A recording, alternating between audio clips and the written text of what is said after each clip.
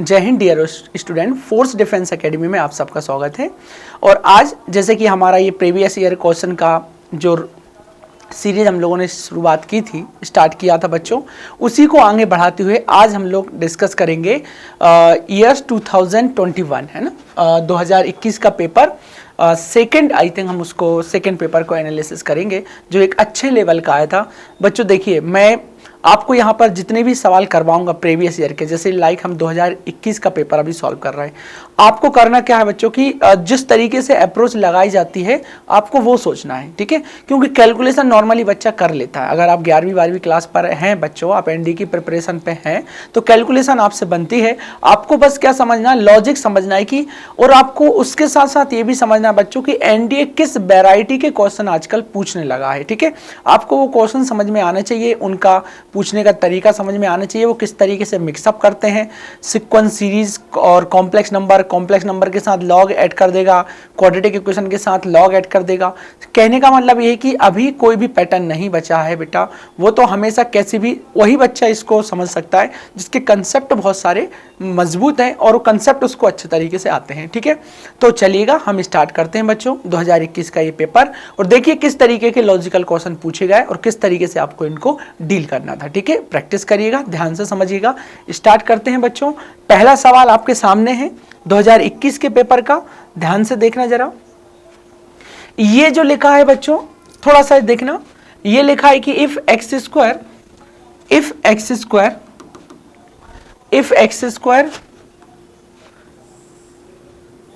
क्या लिखा है बच्चों, ये लिखा है x square plus x plus 1 equal to 0। अगर ये 0 है, ठीक है, then what is the value of x की पावर 199 प्लस x की पावर 200 प्लस x की पावर 201, इसका वैल्यू उसने पूछा है। जरा ध्यान दीजिएगा, हम जब कॉम्प्लेक्स नंबर में क्यूब रूट्स ऑफ यूनिटी की स्टडी करते हैं तब हमारे सामने एक एक्सपांसन इस तरीके का आता है एक्सप्रेशन, x की power 3 minus 1 is equal to 0, और इसको हम लिखते हैं बच्चों x माइनस 1 और लिखते हैं x square plus x plus 1 is equal to 0। आपने देखा होगा कि यहां से एक वैल्यू आ जाएगी बच्चों x की 1, और इसको जब आप सॉल्व करते हो सभी जानते हैं कि ये इसका d नेगेटिव है, मतलब इसमें जो रूट्स आएंगे वो इमेजिनरी आएंगे। इमेजिनरी मीन्स एक कॉम्प्लेक्स रूट्स आएंगे बच्चों, और इस समय जो कॉम्प्लेक्स रूट्स आते हैं तो x की एक वैल्यू आप भी जानते हो कि ओमेगा आती है और x की एक वैल्यू ओमेगा स्क्वायर आती है। इसको हम सॉल्व नहीं करेंगे और इस पर हम कोई भी डिस्कस नहीं करेंगे, because of x square plus x plus 1 हर बच्चा जानता है कि इसके रूट्स आर इमेजिनरी, और इमेजिनरी मीन्स कॉम्प्लेक्स आते हैं जो कि ओमेगा और ओमेगा स्क्वायर कहलाते हैं, ये आपको पता है। तो सीधी सी बात है कि अगर आप इसको सॉल्व करेंगे तो एक वैल्यू ओमेगा आएगी और अगली वैल्यू आपकी यहां से बच्चों ओमेगा स्क्वायर आ जाएगी।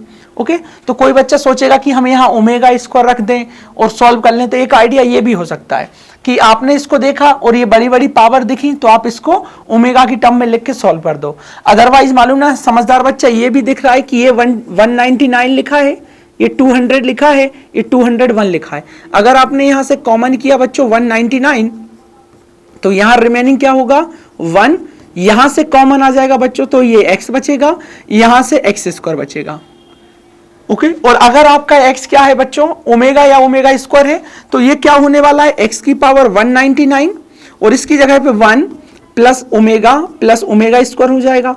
फाइनली आप भी ये बात को जानने के लिए तैयार हैं कि 1 प्लस ओमेगा और ओमेगा स्क्वायर नथिंग बट ये 0 होता है, sum of cube roots of unity is equal to 0 होता है, ठीक है। तो यहां से इसका वैल्यू क्या हो जाएगा बच्चों 0, और 0 multiply by x power 199, so answer will be 0। तो इसका आंसर क्या आना चाहिए बच्चों, बी आंसर आएगा इसका, और ये ऑप्शन खत्म हो जाएगा। मैं फिर से आपसे बार बार बोलता हूं, जब पेपर आप सॉल्व करेंगे ना उस समय वो 2 घंटे ही आप मान के चलिए, 2.5 घंटे का होता है पर आपको 2 घंटे ही मान के चलिए। उन 2 घंटे में आपका दिमाग किस तरीके से सोचता है, इस बात, यही एक थिंकिंग पावर जो आपकी रहेगी उस समय, वही आपका क्या दिला सकती है, आपको सिलेक्शन दिला सकती है। इसलिए बच्चों इजी क्वेश्चन पहले पिक करना है, पहले उनको सॉल्व करना है, उन क्वेश्चनों को आपको पहले करना है जिस पर आपकी बहुत अच्छी कमांड है, जिसकी आप 4 स्टेप आगे का सोच सकते हैं कि इसके बाद इसका यही होना है। ऐसे सवाल आपको पहले करना है बच्चों, है ना। और इस तरीके का अगर कोई सवाल आ जाए तो आपको अप्रोच यही रखनी है। यहां से आपको आइडिया लगेगा कि x is omega omega square, और यहां से आपको पता चलेगा कि भाई कुछ कॉमन भी ले सकते हैं, अदरवाइज बच्चा x को ओमेगा मानता और यहां ओमेगा यहां ओमेगा यहां ओमेगा पुट करके और x ओमेगा की बड़ी बड़ी पावर को सॉल्व करता। और आपको पता है बच्चों, बड़ी बड़ी पावर को सॉल्व करने का मतलब है उनको छोटा करना। छोटा करना मीन्स उनको 4 से डिवाइड लगाना। ये मैं आपको पढ़ाया क्लास में, ठीक है। तो आई थिंक ये क्वेश्चन आपके दिमाग में बैठ गया होगा। तो फर्स्ट क्वेश्चन हमारा कंप्लीट होता है और नेक्स्ट आगे बढ़ते हैं हम क्वेश्चन नंबर 2। चलिएगा, देखिए धीरे धीरे लेवल कितना शानदार बढ़ा है इसमें। देखना ये क्वेश्चन उतना ही बेहतरीन है। अब आप जरा ध्यान से सुनिएगा, ये जीपी सीक्वेंस सीरीज से सवाल पूछा गया, ये उतनी ही तेजी से अपना लेवल बढ़ा रहा है धीरे धीरे जैसे जैसे समय बीत रहा है, ठीक है बच्चों। अब जरा इस क्वेश्चन को ध्यान से पढ़ना। उसने बोला है कि x by z are in GP, बोल रहा है कि x बाय z जो है वो जीपी में है। इसका मतलब देखना बच्चों, x y एंड z अगर ये किस में है, जीपी में है। जीपी में होने का मतलब बच्चों कि y square is equal to x z लिखा जा सकता है। ये हम जानते हैं कि अगर वो जीपी में होता है तो ये कंडीशन हो सकती है। अच्छा, फिर उसने बोला है कि फिर इनमें से आप बता दीजिए कि कौन सी बात सही है। तो पहला ऑप्शन हम उठाते हैं बच्चों, और पहला ऑप्शन क्या लिखा है देखिएगा। पहला ऑप्शन लिखा है log 3x और लिखा है log 3y और यहां लिखा है बेटा log 3z, log 3z। हमें यह बताना है क्या ये एपी में है, ये हमको शो करना है बच्चों, है ना।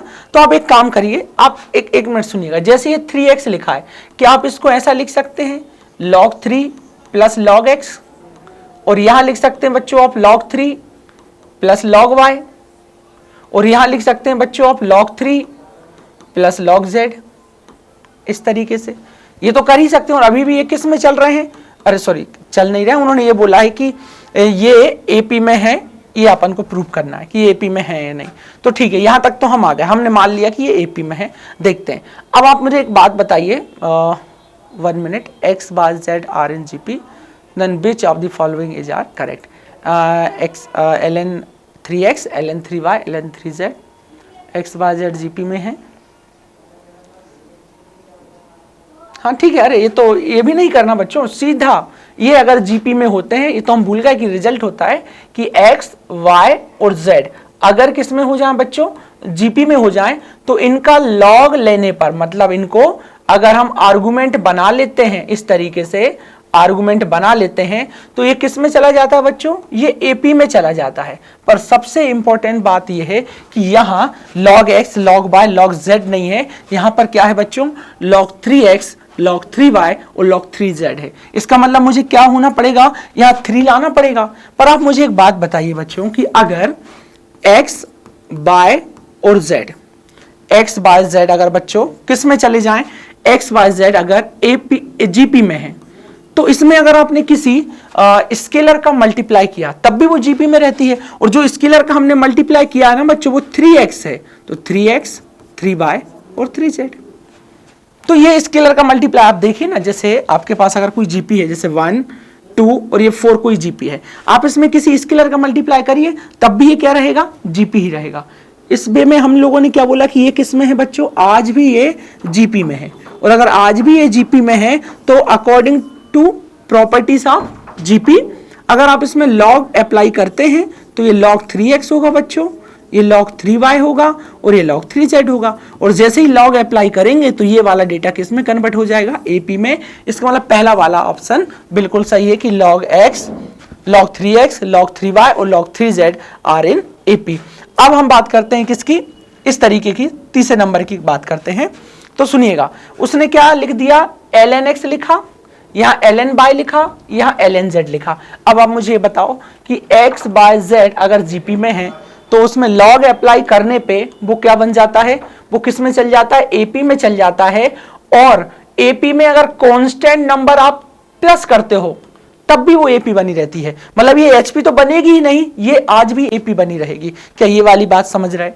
मैं फिर से रिपीट कर देता हूं कि देखो एक्स बार जेड किस में है बच्चों, जीपी में है। अगर आप लॉग अप्लाई कर भी देते हैं इसमें तो ये किस में चल जाएगा, जीपी में। अगर आप लॉग अप्लाई करते हैं तो वो एपी में चला जाता है। और अगर एपी में गई है तो फिर यहां देखिएगा ये कांस्टेंट एक्स बार जेड, मतलब जो भी रहेगा इक्वल क्वांटिटी है वो, और वो क्वांटिटी कितनी है बच्चों, एक्स बाय और जेड। तो आपने सेम क्वांटिटी को इधर प्लस किया, इधर प्लस किया और इधर प्लस किया, तो एपी में अगर आप सेम क्वांटिटी को प्लस करते हो तो वो अपना एपी ही बनी रहती है। इसका मतलब वो एपी ही रहती, वो एचपी नहीं होगी। तो ये पहला वाला ऑप्शन बच्चों सही होगा और दूसरा ऑप्शन गलत होगा। तो इसके हिसाब से जो करेक्ट आंसर बनता है वो फर्स्ट वाला बनेगा कि 1 only is the correct answer of this. ठीक है, चलेगा आगे बढ़ते। ठीक है, अब देखिएगा ये अगर आपने ध्यान दिया हो तो पिछले जब हमने 2018 का पेपर डिस्कस किया था बच्चों, तब भी क्या हुआ था, तब भी लास्ट में जो हमने डिस्कस किया था 2018 का पेपर, तब भी लॉग का सवाल पूछा गया था। अभी भी लॉग का सवाल पूछा जा रहा है, मतलब वो लॉग के सवाल पूछता जरूर है पर उनका थोड़ा सा लेवल बढ़ा के। जैसे कि इस सवाल में देखना बच्चों क्या होता है। इस सवाल में उसने क्या बोला है, लॉग को एपी की जगह इस्तेमाल किया। देखना एपी को भी उसने पिक किया बच्चों और लॉग में उसने काम करवाया, मतलब एपी और लॉग दोनों आपस में मिक्स हो गए हैं। चलिएगा देखते हैं क्या बोल रहा है कि लॉग, बच्चों बोल रहा है log 10 जिसका बेस 10 है बच्चों, ये 2 लिखा है। अगेन ये लिखा है log 10 2 पावर x माइनस 1, फिर लिखा है log 10 और इधर लिखा है 2 power x plus 3 are in AP. अगर ये एपी में है तो हमें बताना है x का वैल्यू। सुनो, जब भी सवाल ऐसा बोले कि 3 नंबर एपी में है, 4 नंबर एपी में है, 5 नंबर एपी में है और किसी अननोन क्वांटिटी को फाइंड करवाए, तब आपको सिर्फ एक ही काम करना है कि इसमें अगर ये 3 नंबर एपी में होते हैं, जैसे कि ए बी सी, अगर बच्चों ये एपी में होते हैं तो इसका double 2b is equal to A plus C के इक्वल होता है। ये रिजल्ट आप सबको पता है, क्योंकि जो b होता है वो अर्थमेटिक मीन होता है, उसका एवरेज होता है 3 नंबर का। चलिएगा, तो अगर हमें x का वैल्यू फाइंड करना है तो हमको जब भी ऐसे आपको AP दिया जाए, GP दिया जाए, HP दिया जाए, कुछ भी दिया जाए, ऐसा बोला जाए इस तरीके से कि 3 नंबर AP में है, GP में है, HP में है, आपको क्या कर देना बच्चों, ये वाली कंडीशन ये लगानी है। GP का होगा तो G square equal to AC करना है B स्क्वायर। ठीक है, इस तरीके की कंडीशन आपको अप्लाई करनी है, मतलब AM GM और HM वाला काम आपको करना है। तो चलिएगा, ये हो जाएगा 2 और the value of B nothing but log 10 और बच्चों ये हो जाएगा 2 पावर x माइनस 1 और सिमिलरली इनका प्लस करेंगे बच्चों तो ये हो जाएगा 10 2 और प्लस log इधर मिल जाएगा मुझे 10, ये हो जाएगा 2 पावर x प्लस 3।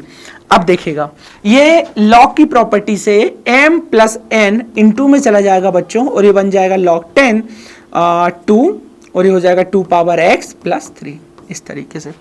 और देखिएगा ये log के सामने लिखा है तो प्रॉपर्टी से ऊपर जाएगा तो ये हो जाएगा बच्चों log 10 और इधर हो जाएगा 2 पावर x माइनस 1 की पावर 2। अब log की प्रॉपर्टी से अगर बेस इक्वल होते हैं तो हम आर्गुमेंट की कंपैरिजन कर सकते हैं। सो आर्गुमेंट की जब कंपैरिजन हम करेंगे तो हमारे सामने निकल के आएगा 2 पावर x माइनस 1 की पावर 2 इज इक्वल टू, यहां बचा बेटा 2 पावर x प्लस 3 बस। अब इसको कैलकुलेट करना है और हमारे पास वैल्यू आ जाएगी।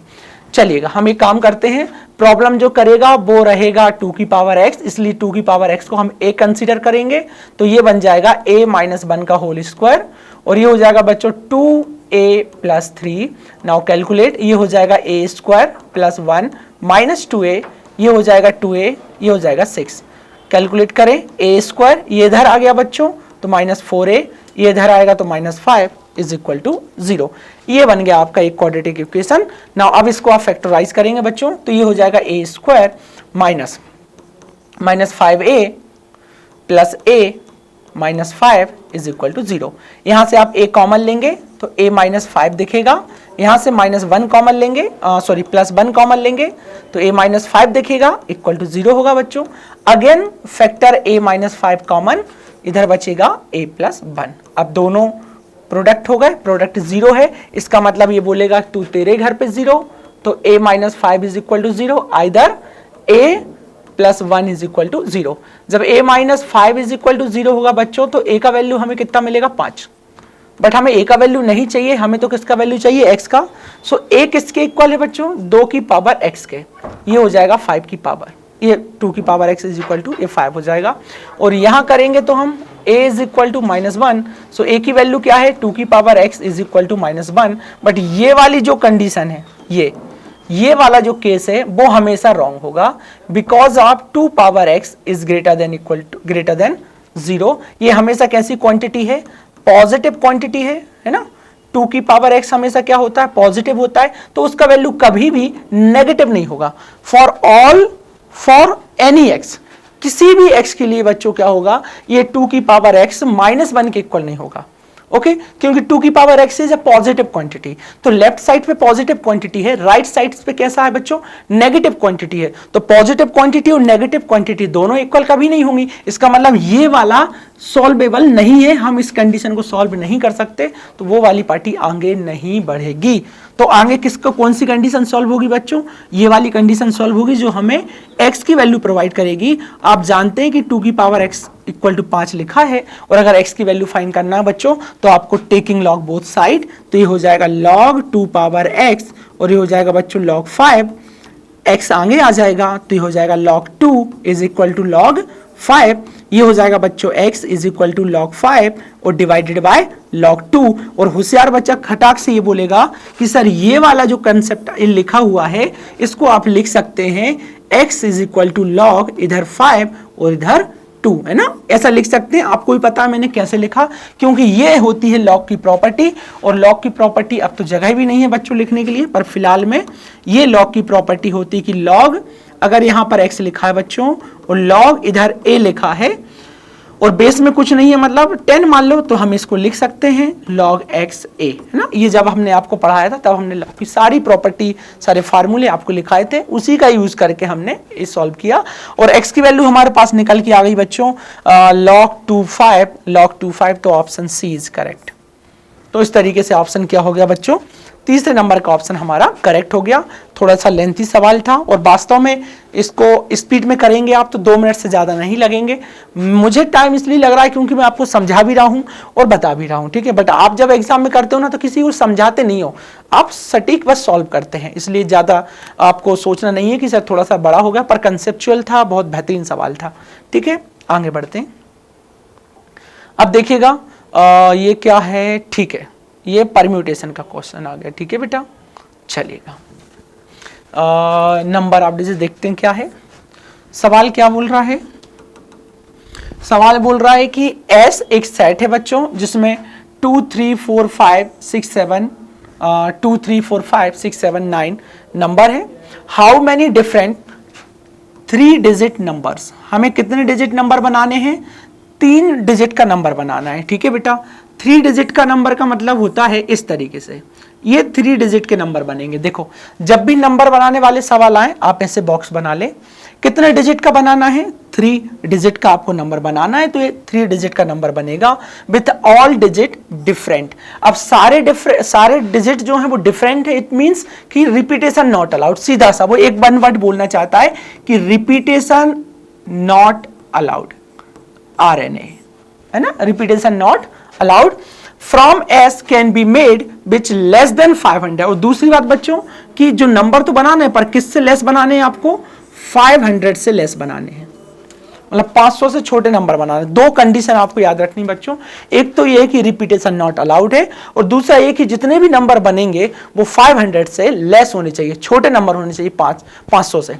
देखिए 0 तो कहीं नहीं है, इसलिए हम 500 से छोटे अगर मुझे बनाना है तो सुनना बेटा, इस बॉक्स को आप जरा ध्यान से सुनिए। अगर मुझे नंबर 500 से छोटा चाहिए तो यहां पर जो डिजिट आएगा वो 5 और 5 से बड़ा नहीं आना चाहिए, क्योंकि अगर 5 से बड़ा आया तो वो नंबर 500 से बड़ा हो जाएगा। और अगर मुझे 500 से छोटा नंबर चाहिए तो वो 5 नहीं लेना है मुझे पहले प्लेस पे, 5 से छोटा कोई नंबर लेना पड़ेगा। और इस पूरे सेट में 5 से छोटे से 3 नंबर हैं, 2 3 4। इसका मतलब इस बॉक्स को भरने के लिए, फिल करने के लिए मेरे पास 3 ही नंबर हैं, जिनमें से एक 2 है, एक 3 है और एक 4 है। तो इस बॉक्स को मैं कितने तरीके से फिल कर सकता हूं बच्चों, 3 तरीके से मैं फिल कर सकता हूं, मतलब 3 लोग यहां आके इस बॉक्स में बैठ सकते हैं। उसका कारण क्या कि 500 से छोटा बनाना है, ठीक है नंबर। इसके बाद मुझे क्या करना है, अब जब मुझे यहां फिल करना है, देखिएगा 2 4 6 और 1 7, टोटल नंबर कितने हैं, टोटल इतने नंबर है 7।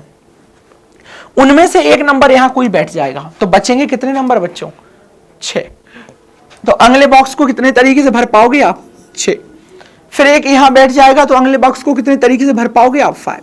अच्छा ये यहां बैठ क्यों रहा है बच्चों, क्योंकि रिपीटेशन नॉट अलाउड है, मतलब जो डिजिट इन 7 में से, सुनना, इन 7 में से एक अगर इधर बैठ गया तो बचे हुए 6 इधर बैठेंगे। अब 6 में से वो कौन सा नंबर यहां आ रहा है ये हमें नहीं पता, इन 6 बचे हुए डिजिट में से इधर कौन सा नंबर बैठेगा ये हमें नहीं पता, बट हम ये जरूर जानते हैं कि एक नंबर यहां बैठेगा और बाकी नंबर आगे मूव कर जाएंगे, क्योंकि रिपीटेशन नॉट अलाउड है। तो कोई एक नंबर जो यहां आ गया है वो अब आगे नहीं आएगा, इसलिए हम एक एक नंबर को रोकते चलते हैं। तो फाइनली यहां पिक्चर खत्म ही कब होगी बच्चों, जब टोटल नंबर बन जाएगा। तो जब पिक्चर बाकी होती है तो हम लोग क्या लगाते हैं, हमेशा मल्टीप्लाई। ये तो मैंने आपको क्लास में बताई था कि अगर पिक्चर बाकी है तो आप हमेशा क्या करेंगे, मल्टीप्लाई करेंगे। तो आंसर कितना बन के आया बच्चों, 6 5 ये 30 और 3 3 90, तो ये हो गया बच्चों 90।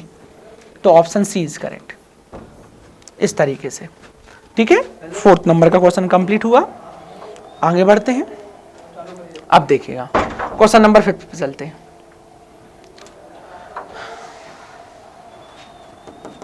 चलिएगा क्या लिखा है कि इफ P, देखिएगा P का वैल्यू कितना लिखा है, P लिखा है बच्चों 1 1 1 1 अप टू n डिजिट। कहां तक लिखा है बेटा, ये n डिजिट तक लिखा है। Then what is the value of 9p square plus p। Value किसकी निकालनी है बेटा, 9p स्क्वायर प्लस p, इसका वैल्यू निकालना है। अब जरा ध्यान से सुनना, अगर आप ऑप्शन देखोगे ना तो बच्चों हर ऑप्शन में क्या है ना, ऑप्शन में 10 की पावर n भी है और p भी है। और पता है ना, अब ऐसे सवालों में अगर आपको इसकी वैल्यू निकालनी है और अगर बच्चे ने ये सोचा कि मैं सर p का वैल्यू उठा के यहां पुट कर दूं और उसका स्क्वायर कर दूं, तो ये पॉसिबल नहीं है, क्योंकि इस तरीके के नंबर का आप स्क्वायर कैसे करोगे बताओ, पॉसिबल नहीं है ना बेटा। इसलिए पता है हमको क्या करना है, ऐसे सवालों में जो कंडीशन हमको गिवन होती है उस कंडीशन पे आपको थोड़ा सा विचार करना रहेगा।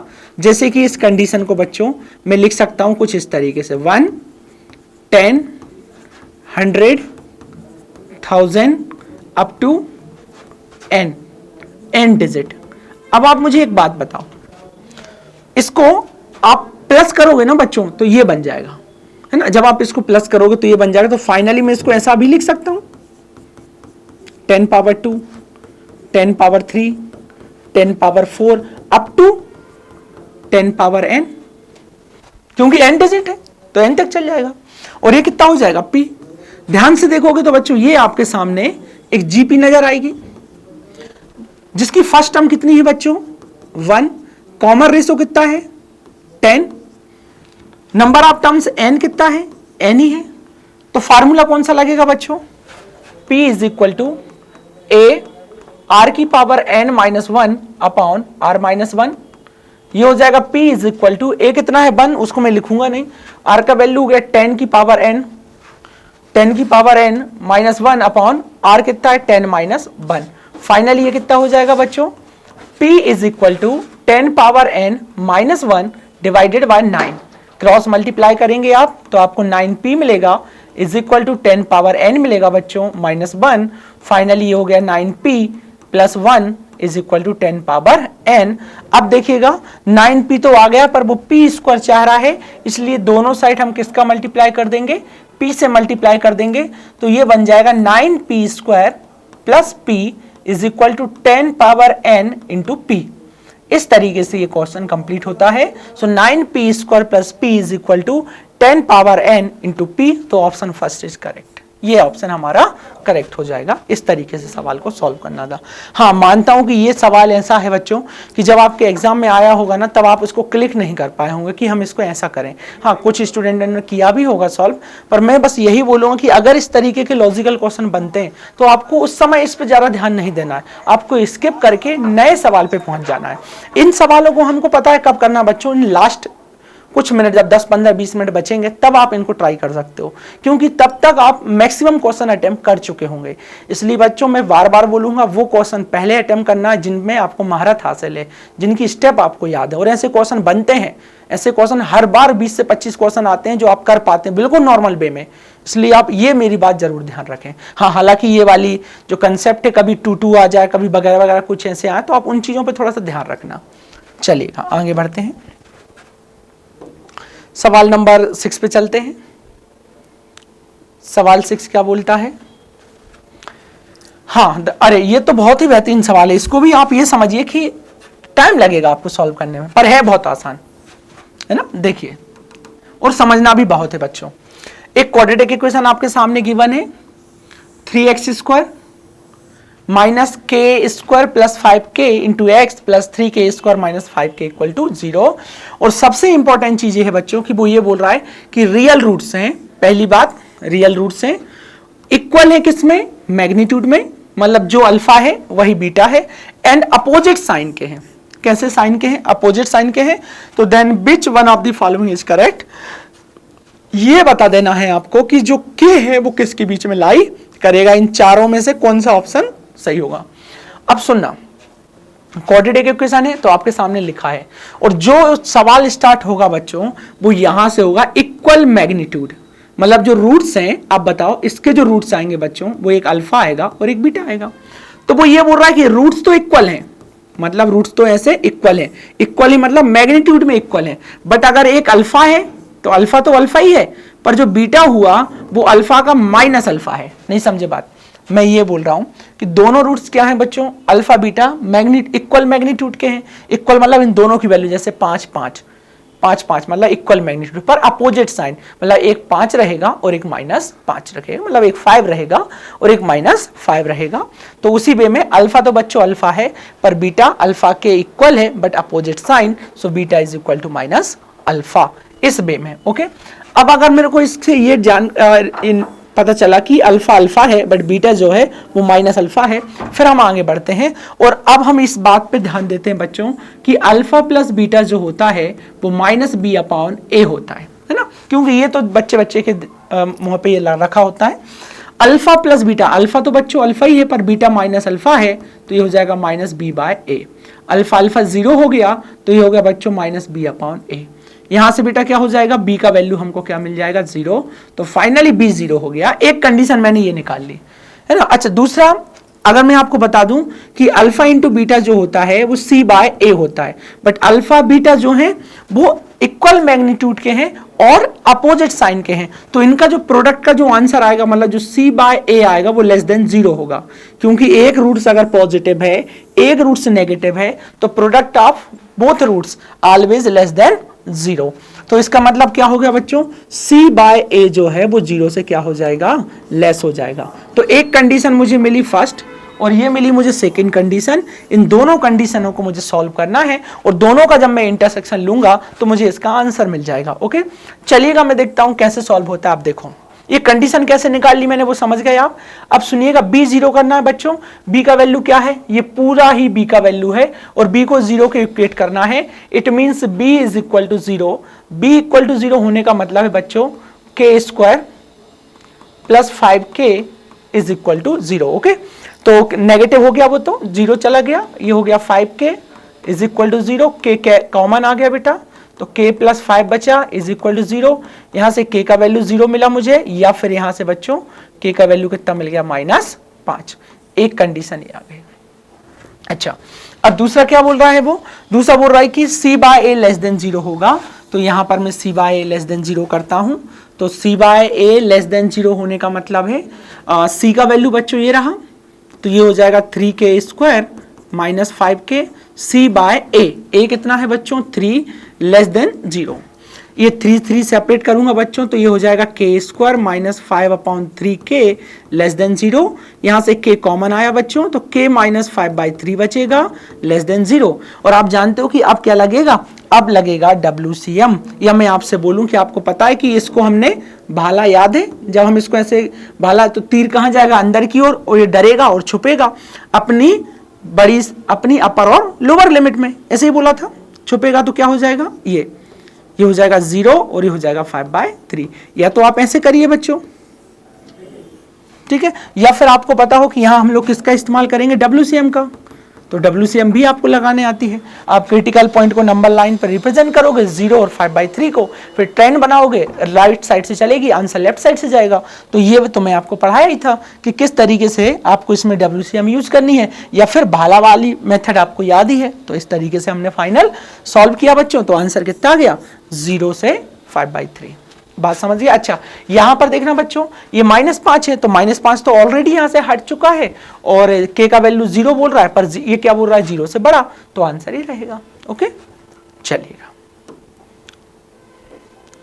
अब चलते हैं इस वाले क्वेश्चन पे। तो ये वाले क्वेश्चन भी अगर बच्चा पहले सॉल्व करेगा तो शायद ना कर पाता, पर अगर आप बाद में थोड़ी सी प्रैक्टिस कर लेगा तो जरूर उसके दिमाग में ये वाले सवाल आ जाएंगे।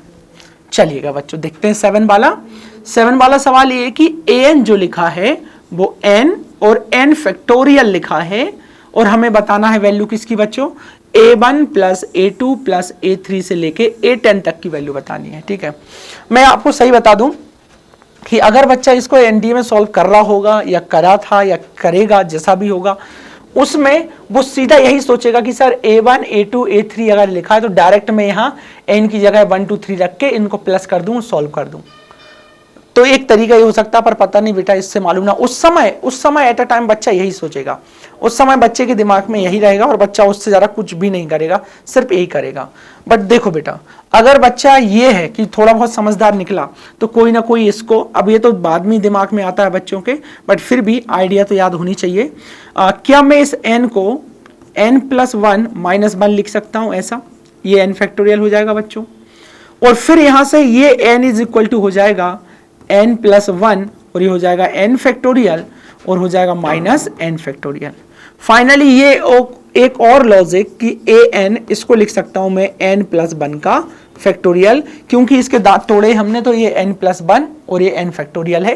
फाइनली इसको n+1 फैक्टोरियल लिख सकता हूं, क्योंकि जब n+1 फैक्टोरियल होता है इसको लिख सकता हूं दांत तोड़ के, एक बार दांत तोड़े तो क्या बचिए n+1 और n फैक्टोरियल।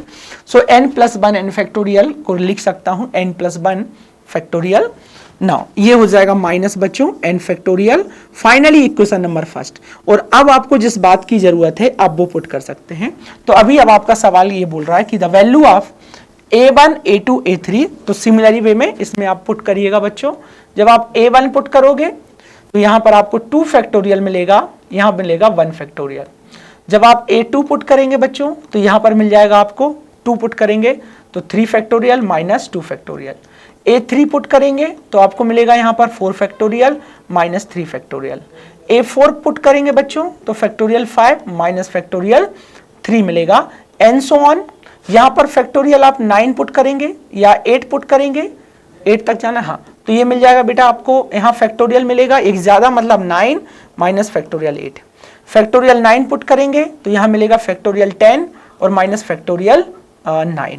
और जब 10 पुट करेंगे बच्चों a8 a9 a10 तो ये मिलेगा फैक्टोरियल 11 माइनस फैक्टोरियल 10। और जब आपसे बोला जाए कि आप इनको प्लस करिए, प्लस करने पे देखिएगा आप ये कैंसिल होगा, ये कैंसिल, ये कैंसिल, ये और ऐसे कैंसिल होता जाएगा, ये सारे कैंसिल हो जाएगा डेटा बेटा। ऐसे बचेगा क्या, यहां से फैक्टोरियल 11 बचेगा और यहां से फैक्टोरियल -1 बचेगा। तो फाइनली जो a1 a2 से लेकर बच्चों जो a10 होगा वो हो जाएगा फैक्टोरियल 11 -1। इस तरीके से सवाल सॉल्व होगा। तो ये आ जाएगा फैक्टोरियल 11 -1, तो फैक्टोरियल 11 -1 ये आपका ऑप्शन कंप्लीट हो गया बच्चों 7 वाला। ठीक है, चलिएगा आगे बढ़ता हूं। हाँ, क्वेश्चन नंबर 8 आपके सामने है, ये भी अपने आप में बहुत अच्छा सवाल है। चलिएगा देखते हैं क्या लिखा है कि P और Q are non zero roots. देखो P एंड Q ये नॉन जीरो रूट्स है, मतलब P is not equal to 0 and Q is not equal to 0। ये रूट्स है, नॉन जीरो रूट्स हैं। ओके, मतलब दोनों की वैल्यू बच्चों क्या है, 0 नहीं है। फिर वो ये बोलता है कि इफ द इक्वेशन, अच्छा इक्वेशन क्या लिखी है, x² + px plus Q is equal to 0। ये इक्वेशन लिखी है, ठीक है। ये इक्वेशन जो है, then how many possible value can q have, q की कितनी मैक्सिमम पॉसिबल वैल्यू हो सकती हैं, ठीक है। तो आप एक काम करिएगा, इसके दो रूट्स आते हैं बच्चों, एक अल्फा आता है एक बीटा आता है, इसलिए अल्फा प्लस बीटा आपका माइनस बी अपॉन ए होता है, तो यहां से ये माइनस पी हो जाएगा। और अल्फा बीटा खुद ब खुद क्या है बच्चों, पी और क्यू है, तो ये P plus Q is equal to minus P मिल जाएगा। इसको आप इक्वेशन नंबर 1 दीजिएगा, है ना। इसके बाद आप जानते हो कि अल्फा इंटू बीटा निकालने वाला हूं मैं बच्चों, तो अल्फा इंटू बीटा सी बाय ए होता है, और सी का वैल्यू क्यू है बच्चों, ए का वैल्यू 1 है। Alpha into beta P into Q होगा, ए क्यू हो जाएगा, ऐसे क्लियर। यहां से इक्वेशन नंबर ये हो गई 2। अब अगर मैं इसको सॉल्व करूंगा बच्चों, तो ये हो जाएगा p q minus q is equal to 0। Q carry common हुआ बच्चों, तो p minus 1 is equal to 0 बचेगा। अच्छा, ये जो q है इज नॉट इक्वल टू 0।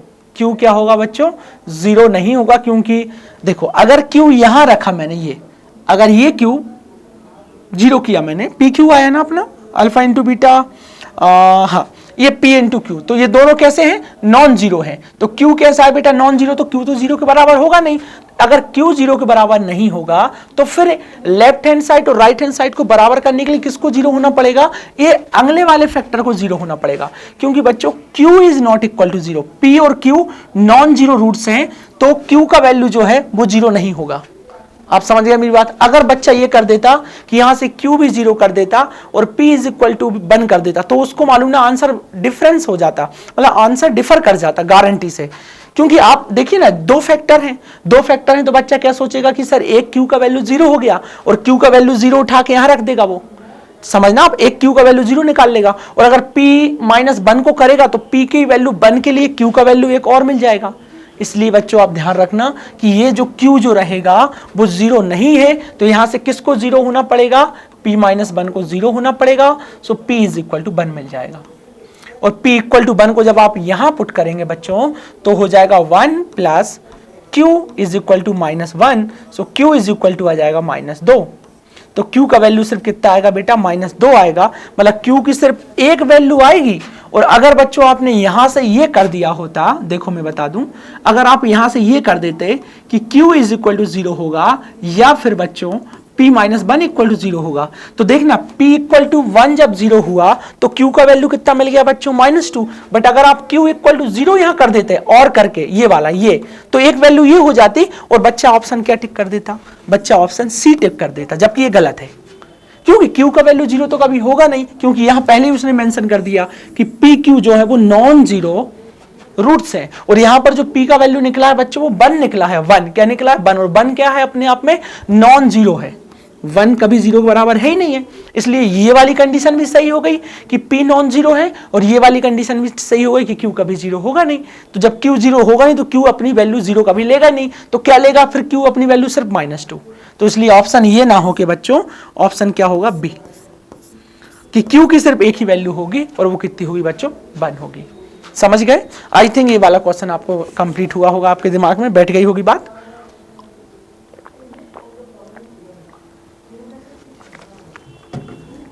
चलिएगा आगे बढ़ते हैं। अब डिटर्मिनेंट का सवाल देखते हैं।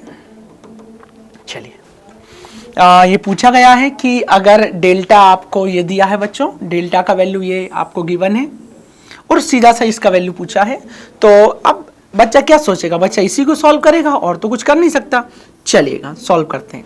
जब ये देखेगा बच्चा तो उसको पता है ये 3/3 का डिटर्मिनेंट है, और यहाँ देखिए ये 6 जो है ना वो कॉमन आने के लिए तैयार है। तो यहाँ से आपने बच्चों क्या ले लिया, 6 को कॉमन ले लिया।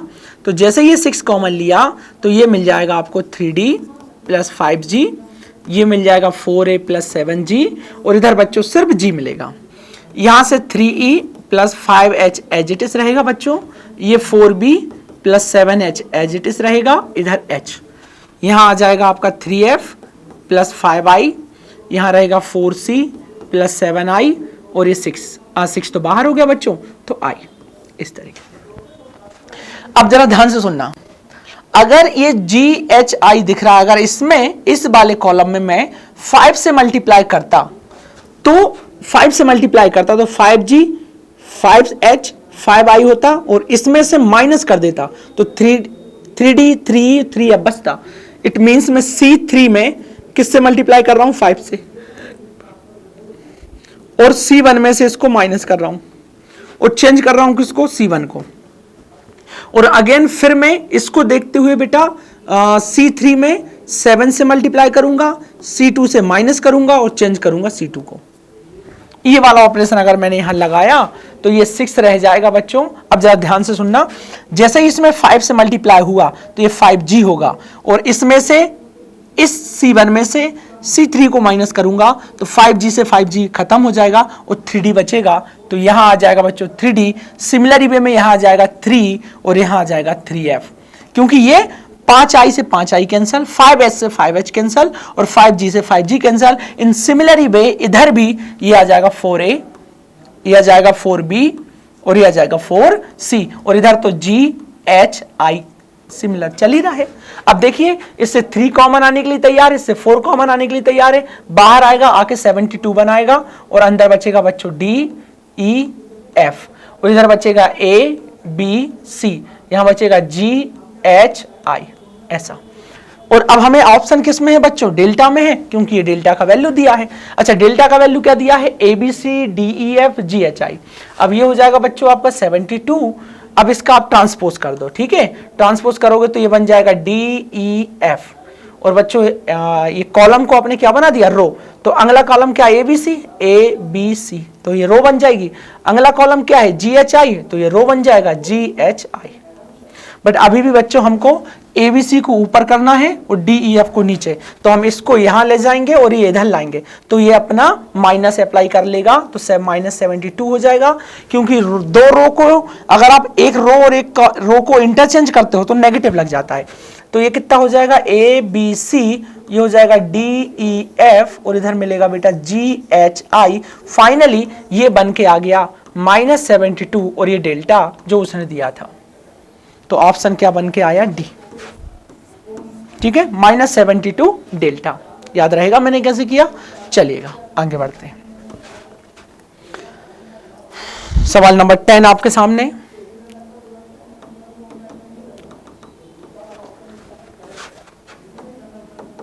चलिएगा अब देखिएगा बच्चों, हाँ ये भी क्या जीपी का ही सवाल है और ये भी एक तरीके के मतलब ऑप्शन दिए हैं और फिर देखते हैं क्या है। सवाल लिखा है बच्चों कि 1/b + c 1/c + a 1/a + b are in HP। ये पूरा डेटा किस में है? ये पूरा डेटा HP में है। देन अपन को बताना है कि विच of the following is correct, है ना। तो जरा यहां ध्यान से देखिए, पहला ऑप्शन क्या बोल रहा है बेटा कि ABC AP में है और दूसरा ये बोल रहा है कि ये जो दिए हैं तीनों नंबर वो GP में है। ये चेक करना है। तो देखो, जो हमेशा याद रखना बेटा, जो गिवन होता है, जैसे कि ये गिवन है, जो गिवन है ना, हमें यहीं से शुरुआत करनी है। तो प्रारंभ ही यहां से होगा।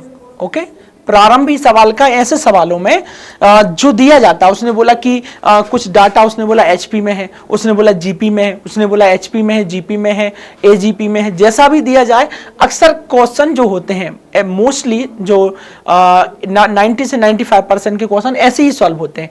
जो कंडीशन दी जाती है वहीं से प्रारंभ करिए आप, है ना। तो कंडीशन ये है और वो कंडीशन हम अप्लाई करते हैं। यहां से थोड़ा सा स्टार्ट करते हैं बच्चों।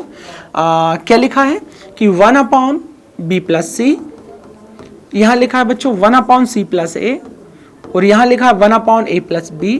अच्छा, ये किस में है बच्चों?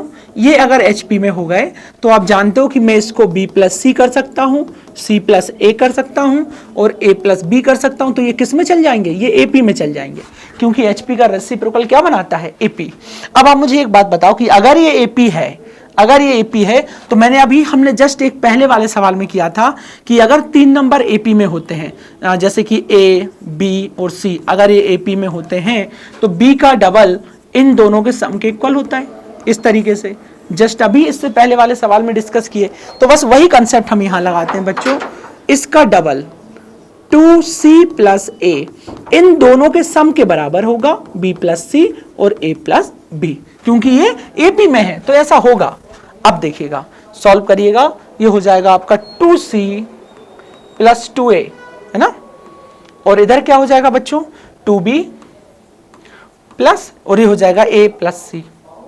अब a प्लस सी उधर जाके बना लेगा a प्लस सी, ये हो जाएगा 2b। और ये कब आता है बच्चों, जब a और b और c किस में हो, AP में हो। तो पहला वाला ऑप्शन हमारा क्या हो गया, करेक्ट हो गया। उसने पूछा था कि A B C किस में है, AP में है क्या, हमको पता चल गया इस कंडीशन से कि ABC किस में है, AP में है। तो ये पहला वाला ऑप्शन तो करेक्ट हो गया, पर हमें दो भी चेक करना पड़ेगा। अब हम दूसरे पे चलते हैं, ठीक है, चलिएगा।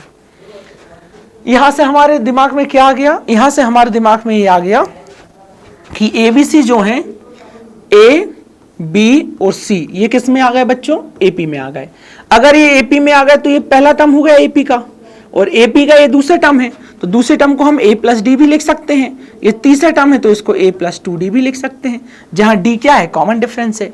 अगर ये 3 नंबर AP में है तो इसका मतलब A का वैल्यू A ही है, B का वैल्यू A प्लस डी है, और C का वैल्यू A प्लस 2D है। ये थर्ड टर्म्स, सेकेंड टर्म और फर्स्ट टर्म। अब किसके बारे में पूछ रहा है, अब वो इसके बारे में पूछ रहा है, b प्लस सी का स्क्वायर। तो आप एक काम करो, b प्लस सी का स्क्वायर निकालो। यहां निकालोगे आप b प्लस सी का होल स्क्वायर। b का वैल्यू कितना है बच्चों आपके पास, a प्लस डी प्लस, और a सी का वैल्यू कितना है, a प्लस 2d। इसको सम करोगे तो हो जाएगा 2a प्लस 3d, और बच्चों इसका क्या करना है, स्क्वायर, तो स्क्वायर कर दिया।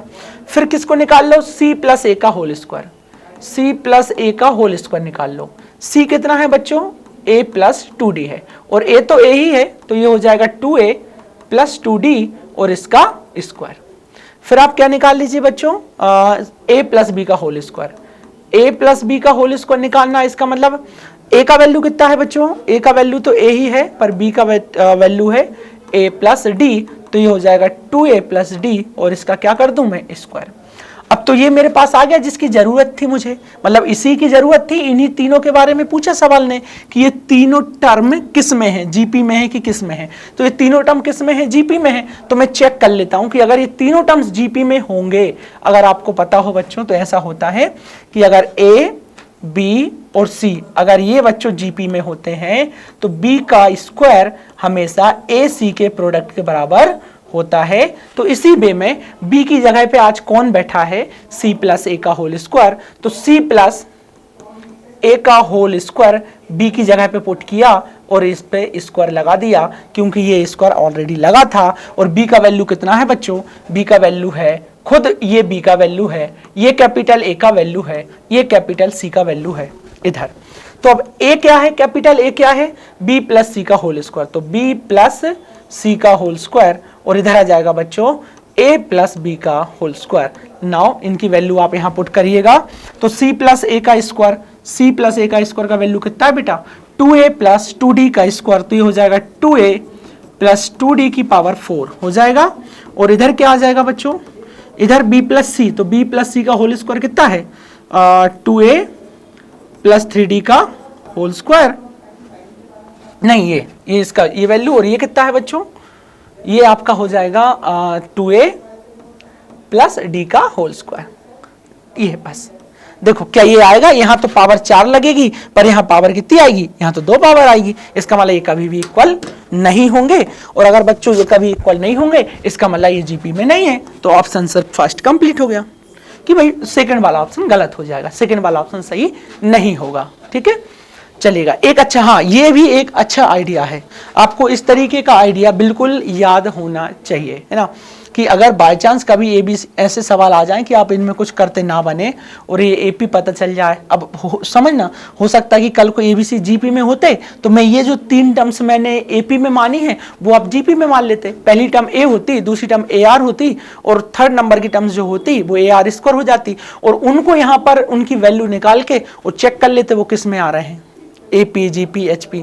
तो ये आइडिया आपको याद रखना है, ये कैलकुलेशन तो आप कर लेंगे पर इस तरीके के आइडियाज आपको याद रखना है कि इनको ऐसे भी सॉल्व करते हैं। ठीक है, पहला आइडिया ये कि जो दिया है वहां से शुरू करना है, ऊपर से जहां एपी जीपी लगे तो वो फार्मूला लगाते जाइए आप अर्थमेटिक मीन ज्योमेट्रिक मीन के, और इस तरीके का अगर सवाल आ जाए तो आपको उनमें टर्म भी आप मान सकते हो। अगर वो एबीसी एपी में है तो एपी की टर्म्स मान लीजिए, जीपी में है तो जीपी की टर्म्स मान लीजिए।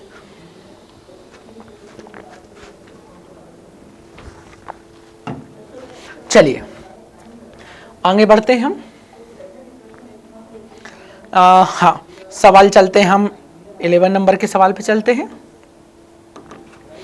देखिए बच्चों, इफ ए का वैल्यू ये दिया है, तो मैं पहले भी आपको एक बात बता दूं कि जब क्लास में आपको पढ़ाया जाता है बच्चों, तो आपको ये बिल्कुल लिखाया जाएगा, हर टीचर ये लिखवाता है कि अगर ए का वैल्यू 1A01 इस फॉर्म में होता है बच्चों, तो ए की पावर जो n होता है वो 101 NA होता है, ये सबको पता होता है। तो ये बात आपको पता होनी चाहिए। इन केस ऑफ 1A01 में ऐसा होता है। तो अब आप मुझे एक बात बताइए कि अगर मुझे आज जरूरत a की पावर 10 की है, तो a की पावर 10 कितना हो जाएगा बच्चों? 1, यहां आ जाएगा 100A, होगा कि नहीं? क्योंकि a है, देखो n है, और ये हो जाएगा बच्चों 0 और 1। फिर जरूरत किसकी बेटा? A50 की, तो ये कितना हो जाएगा? 1, 50A, 0 और 1।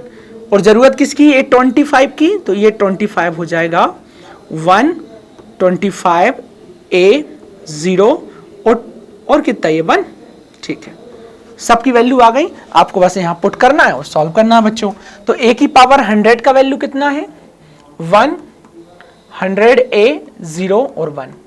फिर लिखना बेटा माइनस, और a की पावर 50 का वैल्यू 1, 50A, 0 और 1।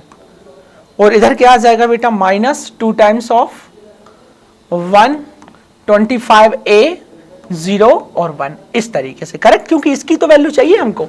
अब देखिए बेटा, जब आप सॉल्व करेंगे तो ये दोनों इक्वल मैट्रिक्स है, और इक्वल मैट्रिक्स आर सब्ट्रैक्टेड और एडेड। हम उनको ऐड भी कर सकते हैं, सब्ट्रैक्ट भी कर सकते हैं करस्पॉन्डिंग एलिमेंट से।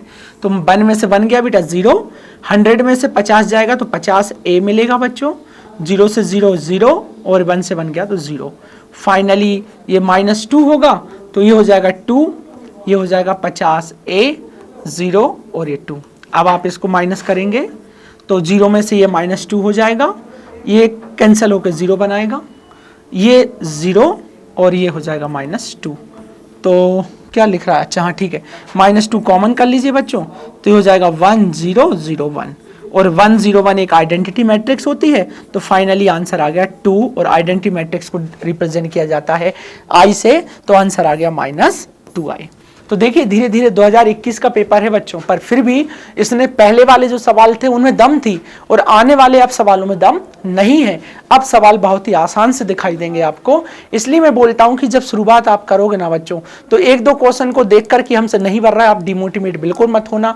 आप 2-3 क्वेश्चन नहीं बनते, आप बिल्कुल उनको छोड़ देना, क्योंकि 120 का सफर आपको पूरा करना है। आपको 120 क्वेश्चन को टिक करना है। तो 120 क्वेश्चन में अगर 10-12 क्वेश्चन आपको पहले डिफिकल्ट दिख भी जाते हैं, तो इसका ये कतई मतलब नहीं है कि आप कमजोर पड़ गए वहां। नहीं, आपको उनको बिल्कुल नेग्लेक्ट करना है और आगे बढ़ते जाना है। ठीक है, आपको डेफिनेटली 20-25 सवाल ऐसे मिलते हैं बच्चों जो देखते ही दिमाग बोलता है कि ओके इसको ऐसे करना है, तो पहले अपन को वो डील करना है। ठीक है, और अगर आपने वो डील कर लिया तो आप एक मोटिवेट, अपने आप में एक मोटिवेशन आ जाएगा, और आपसे जो क्वेश्चन माइनस मिस्टेक जो आप कर सकते थे, फिर वो माइनस मिस्टेक आपसे बिल्कुल भी नहीं होगी, है ना। इसलिए आप इस बात का जरूर ध्यान रखें। चलिएगा आगे बढ़ते हैं। हाँ, सवाल नंबर 12 नंबर का सवाल है हमारे पास, इस पे चलते हैं। चलिएगा देखिए क्या लिखा है बच्चों। अरे लिखा क्या है, डिटर्मिनेंट को ही सॉल्व करना है, तो इस वाली पार्टी को जरा इधर भेज दो। तो ये हो जाएगा determinant of a minus a minus b minus b। ये लिखा है बेटा a minus b minus c, ये लिखा है minus a plus b minus c, minus a minus b plus c। अच्छा, ये वाली पार्टी उधर चली गई, तो k a b c हो गया, कोई फर्क नहीं पड़ेगा। नाउ कंपेयर करेंगे तो k का वैल्यू मिलेगा। अब तो ये देखिए कि a कॉमन आने के लिए तैयार है और b भी कॉमन आने के लिए तैयार है c1 और c2 से। तो ये बच्चों a b कॉमन आ गया, और यहां मुझे बन गया 1 -1 और 1, यहां -1, यहां 1 और यहां -1। ये हो गया बच्चों a minus b minus c, इधर मिलेगा minus a plus b minus c, इधर मिलेगा माइनस a माइनस b और प्लस c, और इधर क्या बचा बच्चों? k a b c। अब देखिए हम 2 0 बनाने की कोशिश करते हैं, तो हम बच्चों c1 प्लस c2 को जोड़ते हैं और c1 को चेंज कर देते हैं, तो ये a b मिलेगा बच्चों, और इधर मुझे क्या मिल जाएगा, ये ऐड होगा तो 0, ये ऐड हुआ तो 0 बच्चों। अरे सभी 0 हो रहे हैं क्या, और कहीं मिस्टेक कर गया, माइनस, हाँ ये माइनस है ना बेटा ये, और इनको ये 0 और इनको करूंगा तो ये -2 हो जाएगा। और यहाँ से बच्चों क्या मिलेगा, -1, ये मिलेगा 1, ये -1, इधर a minus B minus C minus A plus B minus C minus A minus B plus C, ये हो जाएगा बच्चों KABC। ठीक है, अभी सॉल्व करेंगे अपन तो एक्सपांड कर देंगे इसके रिस्पेक्ट में इस तरीके से।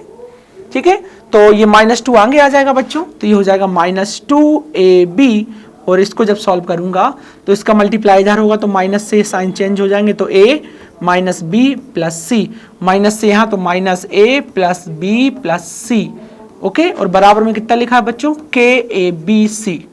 चलिएगा अब देखिएगा, b से b कैंसिल हो गया बच्चों, a से a कैंसिल हो गया, और ये कितना हो जाएगा, कहीं मिस्टेक तो नहीं हुई, 2c हो गया, तो -2AB इंटू 2c बराबर KABC। फाइनली हो जाएगा -4ABC is equal to KABC। So K का वैल्यू इज इक्वल टू -4, तो ये हो गया -4, तो K का वैल्यू क्या आ गया बच्चों, -4। चलिएगा आगे बढ़ते हैं।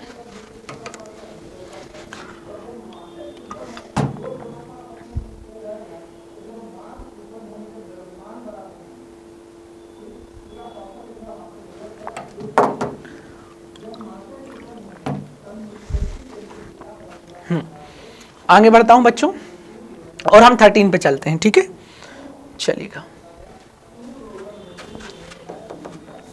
देखिए बच्चों, ये आयोटा वाला सवाल है, और सीरीज आजकल क्या है ना, इमेजिनरी पार्ट के सवालों को वो सीरीज के फॉर्म में पूछता है। तो जरा सिग्मा से इसको ओपन कर दीजिए, क्योंकि इसका ही वैल्यू हमें चाहिए, और ये तो मूर्ख बनाने दे रहा है, ये कोई नहीं जानता कि आई का वैल्यू √-1 है।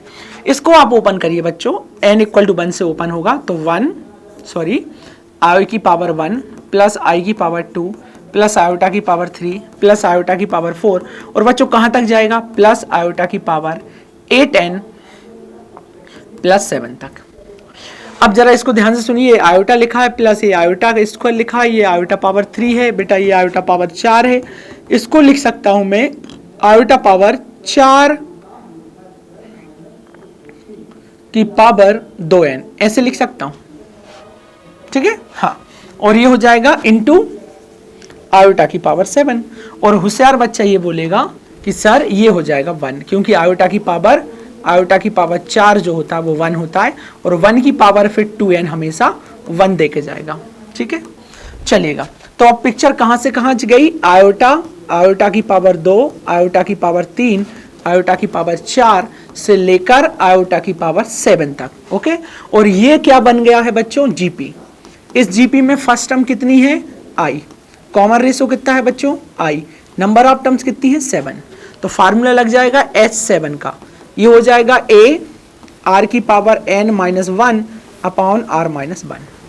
ये अप्लाई किया बच्चों, तो H7 is equal to a का वैल्यू i है बच्चों, और r का वैल्यू भी i है, उसकी पावर 7-1 अपॉन i-1, ये हो जाएगा H7 आयोटा। i7 का मतलब हो जाएगा -i, ओके, ये -1 डिवाइडेड बाय i-1 H7। अच्छा, i7 आप समझ गए कैसे किया मैंने, है ना, i से मल्टीप्लाई करोगे तो आयोटा स्क्वायर -1, तो ये हो जाएगा +1, और ये हो जाएगा माइनस आयोटा अपॉन आयोटा -1, ये कैंसिल होगा -1 टाइम, तो H7 का वैल्यू कितना आ गया बच्चों, -1। कहाँ गया ये, ठीक है, चलिएगा 14 पे चलते हैं। हाँ, देखिएगा बच्चों, ये भी कॉम्प्लेक्स नंबर से पूछा है, zx + iy होता है, सब जानते हैं, i √-1 है, सभी जानते हैं। उसने तो बस ये बोल दिया कि ये जो कंडीशन दी है बच्चों, ये किसको रिप्रेजेंट करती है, आप ये बताओ। अब यहाँ सोचने वाली बात ये है बच्चों कि in terms of complex number हमको सर्किल की इक्वेशन, स्ट्रेट लाइन की इक्वेशन, या किसी इलिप्स की, पैराबोला की इक्वेशन याद रखने में प्रॉब्लम होती है, हम याद नहीं रख पाते हैं। जनरली हमको एक्स बाय कार्टेशियन सिस्टम में हमें सर्किल, पैराबोला, इलिप्स, हाइपरबोला सबकी लोकस याद होती है ना, कि कौन की लोकस क्या होती है, किसकी इक्वेशन कैसी होती है, कौन सी स्टैंडर्ड फॉर्म होती है। जैसे अगर मैं आपसे बोलूं कि आप मुझे कॉम्प्लेक्स नंबर में एक सर्किल की इक्वेशन लिख के दिखाओ, तो बच्चा ये जरूर लिख देगा कि सर्किल की इक्वेशन इस तरीके से बनती है, z minus z naught is equal to r. But अगर सब चीज की तो थोड़ी ना लिख पाएंगे आप, इसलिए मालूम है ऐसे सवालों को सॉल्व करने के लिए आपको कुछ नहीं करना है बच्चों, इनको कार्टेशियन फॉर्म में चेंज कर देना है ना। कैसे करोगे देखो, z इक्वल टू कितना लिखा है बच्चों, x प्लस आई बाय, तो z बार कितना होगा, x माइनस आई बाय। सवाल में क्या पूछा है बच्चों, z बार, तो इनका मल्टीप्लाई करेंगे तो a square minus b square, तो ये प्लस बाय स्क्वायर हो जाएगा, ठीक है, माइनस बी स्क्वायर तो ये प्लस बाय स्क्वायर हो जाएगा। मॉड जेड स्क्वायर पूछा है बच्चों, तो मॉड जेड निकालो, मॉड जेड क्या होता है, under root x square plus y square, फिर उसका भी स्क्वायर करना है बच्चों, तो मॉड जेड स्क्वायर हो जाएगा x square plus y square, correct. अच्छा जेड प्लस जेड बार पूछा है, तो जेड आपके पास कितना लिखा है, जेड प्लस जेड बार पूछा है, ये एक्स प्लस आई वाई लिखा है, प्लस ये x माइनस आई बाय लिखा है, ये कैंसिल हो जाएगा, तो ये 2x बन जाएगा। तो फाइनली आंसर कितना आएगा, देखो इसकी जगह पे वैल्यू पुट करिए बच्चों, जो कि x square plus y square है, ठीक है, और हाँ ठीक है, इसकी जगह पे वैल्यू पुट करिए जो कि x square plus y square है, इसके जगह पे वैल्यू पुट करेंगे आप तो 8x हो जाएगा, है ना, ये माइनस 48 हो जाएगा आई थिंक, ठीक है, हाँ, और ये बराबर में क्या चलेगा 0। तो देखिएगा ये कितना बन गया, ये बन गया 2x square plus 2y square plus 8x minus 48 is equal to 0। और ये क्या बताता है, एक सर्किल की इक्वेशन। तो ये क्या है बच्चों, आपका equation of circle. So the locus of this z, इस z का जो लोकस होगा बच्चों वो क्या हो जाएगा, एक सर्किल हो जाएगा। चलिएगा आगे बढ़ते हैं।